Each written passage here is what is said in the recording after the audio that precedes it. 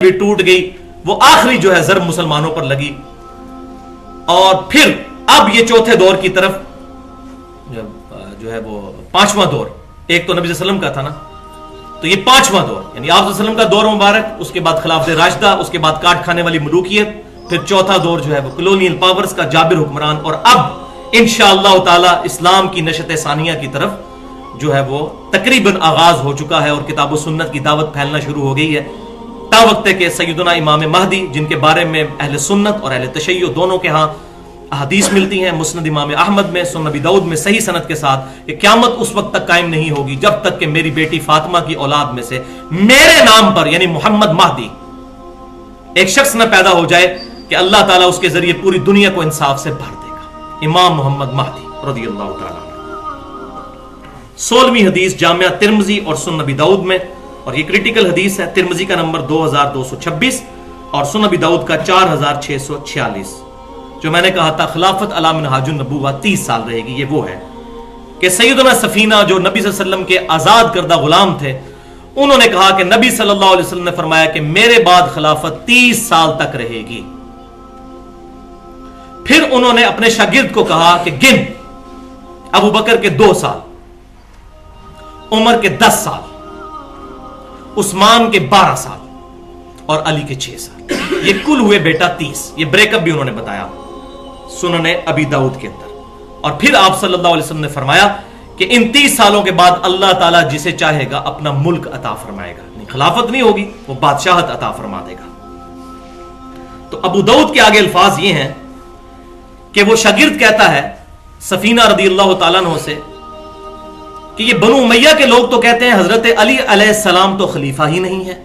یہ علیہ السلام میں نے نہیں استعمال کیا، انہوں نے استعمال کیا، ابو داؤد میں موجود ہے. علیہ السلام بالکل جائز ہے استعمال کرنا کسی بھی مسلمان کے ساتھ. ہم نماز میں پڑھتے ہیں السلام علینا وعلی عباد اللہ الصالحین، اسی طریقے سے السلام علیکم آپ کو کہتے ہیں، ایک دوسرے کو کہتے ہیں. تو علی علیہ السلام کو یہ خلیفہ نہیں مانتے، یہ جائز ہے. وہ تو ظاہر ہے مسلمانوں میں ایک بائیفرکیشن کرنے کے لیے، سمجھانے کے لیے کہ صحابی کو رضی اللہ عنہ کہا جائے اور پیغمبر کو علیہ السلام کہا جائے، لیکن یہ جواز موجود ہے. رضی اللہ تعالیٰ عنہ بھی غیر صحابی کو بھی کہہ سکتے ہیں. صحیح مسلم کے مقدمے میں بھی شاگرد نے امام مسلم کو مخاطب کیا ہے کہ میرے استاد امام مسلم رضی اللہ تعالیٰ عنہ کہتے ہیں. سنن دارقطنی کے اندر موجود ہے عمر علیہ السلام، اہل سنت کی کتاب ہے، سیدنا عمر علیہ السلام سنن دارقطنی کے اندر موجود ہے. اسی طریقے سے کتاب الام امام شافعی کی، اس میں انہوں نے امام حنیفہ رحمۃ اللہ علیہ کو رضی اللہ تعالیٰ عنہ کہا. یہ دعائیہ کلمات ہیں، اللہ ان سے راضی ہوا تو صرف صحابہ کے لیے، ہو آپ کسی کے لیے بھی کہہ سکتے ہیں، تو یہ جائز ہے. تو یہ بنی امیہ کے لوگ کہتے ہیں کہ علی علیہ السلام خلیفہ نہیں ہے. تو سیدنا سفینہ کو اتنا غصہ آیا، انہوں نے کہا کہ یہ جھوٹ ان کی پیٹھ سے نکلا ہے، جہاں سے یہ ہوا خارج ہوتی ہے. یہ اتنی گندی بات انہوں نے کی ہے، یہ جھوٹ ان کی پیٹھ سے نکلا ہے. اور جامعہ ترمذی میں آگے الفاظ یہ ہیں کہ بنو امیہ کی اپنی حکومت شریر ترین بادشاہت ہے، شریر ترین بادشاہت. یہ حضرت سفینہ نے کہا، کیونکہ حضور نے خود فرمایا تھا کاٹ کھانے والی ملوکیت. تو انہوں نے کہا یہ اپنے آپ کو دیکھیں، علی کو خلیفہ نہیں مانتے. تو الحمدللہ اہل سنت اور اہل تشیع کا اس پر اجماع ہے کہ خلافت راشدہ 30 ہجری میں سیدنا حسن کی صلح جو ربیع الاول 41 ہجری میں ہوئی اس پر مکمل ہوئی. الحمدللہ 30 سال جو ہے وہ پورے ہوئے. اور یہی امام ابن تیمیہ رحمۃ اللہ علیہ نے بھی منہاج السنہ اور اپنے فتاوی میں لکھا ہے. اب 17ویں اور آخری حدیث دوسرے ٹاپک کی، ترمذی، سنن نبی داؤد اور سنن ابن ماجہ میں صحیح سند کے ساتھ کہ آپ صلی اللہ علیہ وسلم نے فرمایا میرے بعد تم بہت اختلاف دیکھو گے، تو اس وقت علیکم بسنتی وسنت الخلفاء الراشدین المہدیین، تم پر میری سنت اور میرے خلفاء راشدین المہدیین ہدایت یافتہ خلفاء کی سنت لازم ہے. لہذا خلفاء راشدین کی وہ سنتیں جن پر اجماع ہوا، اور الحمدللہ سب پہ اجماع ہوا ہے. حج تمتع کے مسئلے پر عبداللہ بن عمر نے مخالفت کر دی، سیدنا عمر نے اپنا ڈیسیژن واپس لے لیا، جامعہ ترمذی میں موجود ہے.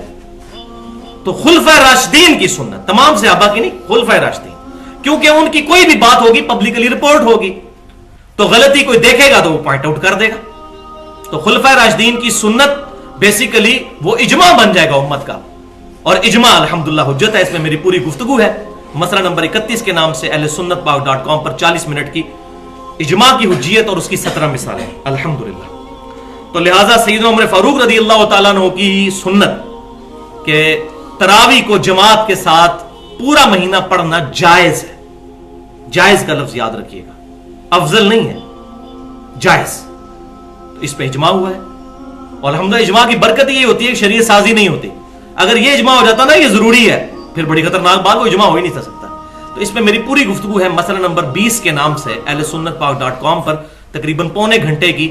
حرمین میں 20 رکعت تراوی کیوں اور قیام اللیل اور تراوی کی جو اہمیت ہے اس کے اوپر میں نے ڈیٹیل کے ساتھ سیدنا عمر فاروق رضی اللہ تعالیٰ عنہ کا جو اسٹانس ہے اس کے دلائل جو ہیں اور اس میں کیا آپٹیمل سولوشن ہے اس کو میں نے الحمدللہ بیان کیا ہے. یہاں پر 3 روایتیں اسی کانٹیکسٹ میں, کیونکہ یہ 17 تو مکمل ہو گئی, یہ 3 روایتیں بہت اہم ہیں اور یہ تینوں کی تینوں جھوٹی روایتیں ہیں اور پبلک میں عام ہیں. تو بڑی ایمانداری کے ساتھ میں یہاں پر اس کا بیان کرنا ضروری سمجھتا ہوں. یہ تینوں روایتیں جو ہیں پرائمری جس بک میں ہے وہ مسند رزین ہے, جو کہ کتاب ثابت ہی نہیں امام رزین رحمت اللہ علیہ سے, اور کچھ باقی کتابوں میں بھی ہے, لیکن یہ ساری کی ساری روایتیں صرف ضعیف نہیں ہیں, جھوٹے کی حد تک کذاب راوی ہیں ان تینوں روایتوں کے اندر. پہلی روایت جو ہے کہ میرے صحابہ ستاروں کی مانند ہیں, جس کی بھی پیروی کرو گے کامیاب ہو جاؤ گے. یہ ٹیکنیکلی بات غلط ہے. صحابہ سے تو راستہ دیکھا جاتا ہے, ستارے کی پیروی تو نہیں کی جاتی, تو ٹیکنیکلی یہ بات درست نہیں ہے. ہاں ویسے کوئی ان کو روشنی کا مینار کہتا ہے, یہ باتیں کہتا رہے, حدیث نہیں ہے. اور اس روایت کے اندر عبد الرحیم بن زید نامی راوی ہے جو تمام بڑے بڑے ائمہ محدثین کے نزدیک پکا ضعیف راوی ہے. اس کے جتنے طرق ہیں وہ تمام کے تمام ضعیف ہیں, اور وہ بات بھی حقیقت ہے. کئی اور روایتیں موجود ہیں جس سے یہ بات ثابت ہو جاتی ہے. مثلا صحیح بخاری میں اشارتاً ملتا ہے اور باقی حدیث میں بڑی ڈیٹیل کے ساتھ کہ ابن مسعود رضی اللہ تعالیٰ عنہ قل اعوذ برب الفلق اور قل اعوذ برب الناس کو قرآن کا حصہ نہیں مانتے تھے. تو اب میرے صحابہ ستاروں کی مانند ہے تو اس کے بلکہ کھرچ دیتے تھے وہ مصحف سے جہاں لکھا ہوتا تھا. تو ابن مسعود رضی اللہ تعالیٰ عنہ اگر اس طریقے سے ان کو فالو کیا جائے تو پھر مٹا دیا جائے مصحف سے, معاذ اللہ. صحابہ کا اجماع حجت ہے, کسی ایک بندے کو غلطی لگ سکتی ہے, ہاں اجماع کو غلطی نہیں لگے گی. اور کئی ایک مثالیں موجود ہیں, سیدنا ابوبکر, سیدنا عمر, سیدنا عثمان, ان کے دور میں ان سے غلطیاں ہوئی, انہوں نے خود مانی, ایکسپٹ کی. کسی نے نہیں کہا کہ علیکم بسنتی و سنت الخلفاء الراشدین المہدیین. یہی تو نبی صلی اللہ علیہ وسلم کو کانفیڈنس تھا کہ میرے خلفاء راشدین وہی لوگ بنیں گے جن پر کتاب و سنت پیش کی جائے گی تو وہ رجوع کر لیں گے الحمدللہ. اس لیے خلفاء راشدین کی سنت الحمدللہ اس پر اجماع ہے الحمدللہ. دوسری روایت پکی, یہ تو جھوٹی روایت ہے کہ سیدنا عمر فاروق رضی اللہ تعالیٰ عنہ کہا کرتے تھے کہ مجھے ابو بکر ایک رات کی غار ثور کی نیکیاں دے دے, ایک رات کی, مجھ سے پوری زندگی کی نیکیاں لے لے. تو اس میں بریحہ بن محمد ایک کذاب راوی ہے. تاریخ بغداد میں اس کی سند موجود ہے, باقی جگہ تو سند بھی کوئی نہیں موجود, اور اس میں بھی ایک کذاب جھوٹا راوی ہے جس نے روایت کھڑی ہے, بالکل جھوٹی روایت ہے. اسی طریقے سے تیسری روایت یہ بھی بڑی عام ہے, یہ بھی مسند رزین میں موجود ہے, دلائل النبوہ بہقی کے اندر بھی موجود ہے, اور اس میں وہ کذاب راوی ہے فرات بن صائب, جھوٹا راوی. اس نے روایت بیان کی ہے کہ حضرت عائشہ کی گود میں ایک دفعہ نبی صلی اللہ علیہ وسلم لیٹے ہوئے تھے, تو حضرت عائشہ نے پوچھا کہ یہ ستاروں کے برابر بھی کسی کی نیکیاں ہیں؟ تو نبی صلی اللہ علیہ وسلم نے فرمایا کہ ہاں عمر کی ہیں. تو حضرت عائشہ نے کہا میرے باپ کی نیکیاں؟ تو نبی صلی اللہ علیہ وسلم نے فرمایا کہ ابو بکر کی ایک نیکی جو ہے تیرے باپ جو سیدنا عمر کی ساری نیکیاں اس کے برابر نہیں ہو سکتی. جھوٹ, پکا جھوٹ. ایک لیول کے لوگ تھے, تھوڑا بہت فرق ضرور تھا, لیکن یہ تو نہیں ہے کہ بالکل زیرو سے ملٹیپلائی کر دیں. یہ پکی جھوٹی روایت ہے, الحمدللہ یہ میرا فتویٰ نہیں ہے. الحمدللہ شیخ البانی رحمہ اللہ نے بھی اور دور حاضر کے بہت بڑے محدث شیخ زبیر علی زئی صاحب نے مشکات المصابیح میں جہاں یہ حدیثیں آئی ہیں ان کے حکم میں فٹ نوٹ پہ لکھ دیا ہے کہ یہ روایتیں جو ہیں یہ من گھڑت ہیں, پکی ضعیف متروک راویوں کے ساتھ یہ روایتیں ہیں. ہاں یہاں پر میں وہ روایت بیان کر دیتا ہوں. محرم کا مہینہ ہے اور مجھے کوئی یار نہیں اس میں. جو صحیح حدیث ہے جو پتہ ہونی چاہیے سنیوں کو وہ صحیح مسلم میں ہے, حضرت علی کے فضائل کے چیپٹر میں, کہ بخاری اور مسلم کی متفق علیہ حدیث ہے کل میں اس شخص کے ہاتھ میں جھنڈا دوں گا جس کے ہاتھ میں جھنڈا جو اللہ اور اس کے رسول سے محبت کرتا ہے, اللہ اور اس کا رسول اس سے محبت کرتے ہیں. تو سیدنا علی کو نبی صلی اللہ علیہ وسلم نے جھنڈا دیا. صحیح مسلم میں فضائل علی کے چیپٹر میں آگے چلتا ہے, حضرت عمر کہتے ہیں یہ پہلا موقع تھا کہ مجھے خواہش پیدا ہوئی کہ وہ جھنڈا مجھے ملے, لیکن وہ علی کو ملا اور میں پوری زندگی رش کروں گا علی پر اس بات پر کہ نبی صلی اللہ علیہ وسلم نے غزوہ خیبر کے موقع پر ان کو جھنڈا دیا. یہ صحیح روایت ہے, لیکن یہ وہ فرقہ واریت کی لعنت کی جو نظر ہوگی, کئی ہمارے مولویوں کو بھی نہیں روایت پتا, حالانکہ یہ مسلم میں ہے. لیکن یہاں پر انصاف کا تقاضا ہے کہ میں وہ حدیث بیان کر دوں جو صحیح سند سے ثابت ہے, اور وہ جامعہ ترمذی میں 3675 نمبر حدیث ہے, اور امام ترمذی نے بھی اس کو حسن صحیح کہا ہے. شیخ البانی اور شیخ زبیر علی زئی صاحب دونوں اس کو حدیث کو صحیح کہتے ہیں. یہ بڑی مشہور حدیث ہے, ہمارے بریلوی مکتبہ فکر کے لوگ اس کو بیان کرتے ہیں, لیکن وہ پھر رزلٹ غلط نکالتے ہیں. میں صحیح رزلٹ بھی اس کا بتاؤں گا کہ سیدنا عمر کہتے ہیں کہ ایک دفعہ آپ صلی اللہ علیہ وسلم نے صدقے کی اپیل کی, تو میں اپنے گھر کا آدھا سامان اٹھا کر نبی صلی اللہ علیہ وسلم کی خدمت میں لے آیا. تو پوچھا گھر کے لیے کیا چھوڑ کے آئے ہو؟ تو میں نے کہا یا رسول اللہ جتنا لایا ہوں اتنا گھر والوں کے لیے بھی چھوڑ آیا ہوں, اور میں یہ سوچ رہا تھا آج میں ابو بکر سے بڑھ جاؤں گا. لیکن سیدنا ابو بکر صدیق رضی اللہ تعالیٰ عنہ اپنے گھر کا سارا سامان اٹھا کر حضور کے قدموں میں لے آئے. الحمدللہ. پوچھا ابو بکر گھر والوں کے لیے کیا چھوڑ کے آئے ہو؟ تو عرض کی اللہ کے رسول, اللہ اور اس کا رسول چھوڑ آئے ہوں گھر والوں کے لیے. الحمدللہ. تو سیدنا عمر کہتے ہیں کہ میں نے اس دن سمجھ لیا کہ میں ابو بکر سے آگے نہیں نکل سکتا. الحمدللہ. یہ بالکل صحیح حدیث ہے. اب اس سے وہ بعض لوگ رزلٹ نکالتے ہیں کہ جی اللہ اور اس کا رسول گھر چھوڑ آئے تو حاضر و ناظر اس سے ثابت ہو جاتا ہے. یہ بات تو بالکل ٹھیک ہے, اور یہ جو لکھا جاتا ہے نا کہ میرے لیے اللہ اور اس کا رسول ہی کافی ہے, یہ بالکل ٹھیک بات ہے. بلکہ میں تو کہتا ہوں میرے لیے اللہ, اس کا رسول, اس کے رسول کے صحابہ, اہل بیت, تمام کامل الایمان مومنین ہی کافی ہے. اور یہ الحمدللہ ہم پڑھ چکے ہیں گستاخانہ فلم کے کانٹیکسٹ میں سورۃ المائدہ کی 51 نمبر آیت ہے کہ تمہارے دوست تو ہے اللہ, اس کا رسول اور تمام مومنین, تو ہے سب ہمارے لیے کافی ہیں الحمدللہ. لیکن مشکل کشائی کے معنوں میں نہیں, جگری یار کے معنوں میں, ظاہری اسباب کے معنوں, ان معنوں میں الحمدللہ. تو میرے لیے اللہ اور اس کا رسول کافی. بالکل ہم یہی تو رونا رو رہے ہیں کہ میرے لیے اللہ اور اس کے رسول کتاب و سنت کافی ہیں. وہ کہتے ہیں نہیں ہم فلاں بزرگ کے پیچھے چلیں گے. اس وقت نہیں شرم آتی؟ یہی تو بات اہل سنت کی طرف سے, اصحاب الحدیث کی طرف سے لوگوں کو سمجھائی جا رہی ہے, لیکن لوگوں کو بات ہی نہیں سمجھا. اہل سنت اصحاب الحدیث منہج, فرقہ نہیں, مسلک نہیں. فرقے بنانا حرام ہے اسلام میں, منہج کی بات کریں. تو اس کانٹیکس میں یہ بات سمجھ لیجیے اللہ اور اس کا رسول چھوڑ آیا ہوں, یہ محاورتاً بات ہے. یہ نہیں ہے کہ اللہ اور اس کا رسول چھوڑ آیا ہوں, ورنہ اس میں پھر وہ الزامی اور پھکی والا جواب بھی سن لیجئے. جو صحیح سند کے ساتھ چیزیں ثابت ہیں, اور قرآن میں 6 دفعہ کم از کم بات آئی, اور صحیح مسلم میں بھی موجود, بخاری میں بھی موجود, کہ اللہ تعالیٰ اپنی شان کے لائق اپنے عرش پر مستوی ہے. ہم اس کی مثال نہیں بیان کرتے, اور اپنی شان کے لائق ہمارے رگے جان سے بھی زیادہ قریب ہے. نحن اقرب الیہ من حبل الورید. اس وقت کہتے ہیں یہ دیکھیں جی انہوں نے اللہ تعالیٰ کو عرش پر مقید کر دیا ہے, یہ تو کفری عقیدہ ہے. تو جب یہ آپ کہتے ہیں کہ اللہ اور اس کا رسول گھر میں چھوڑ آیا ہوں, تو اللہ کو جب آپ گھر میں مقید کرتے ہیں تو اس وقت کفر نہیں ہوتا؟ تو کہتے ہیں نہیں اللہ گھر میں نہیں ہے, مراد یہ ہے کہ اللہ کی محبت. تو ہم بھی یہی کہہ رہے ہیں, رسول اللہ کی بھی محبت الحمدللہ.